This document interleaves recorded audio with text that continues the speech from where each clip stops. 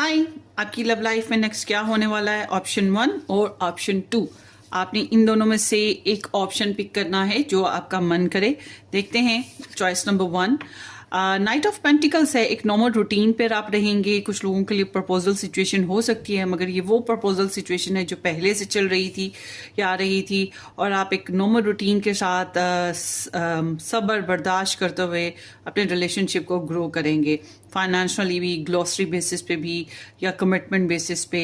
जो लोग मैरिड हैं और जो लोग अनमैरिड हैं उन लोगों के लिए एक बोरिंग फेज है, मगर all together I am seeing कि देयर इज समबडी जो कि आ रहा है आपकी तरफ कोई अच्छी अपॉर्चुनिटी के साथ। खासतौर पे जो लोग जॉब करते हैं उनके लिए तो ये स्पेशल है।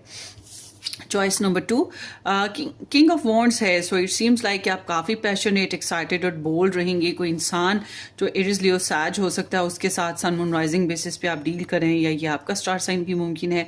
आई एम सीइंग कि पैशनेट, सेक्सी और गो गेटर काइंड ऑफ एनर्जी है, तो काफ़ी फोकस रहेगा आपकी लव लाइफ में और एक्टिव रहेंगे आप अपनी लव लाइफ में।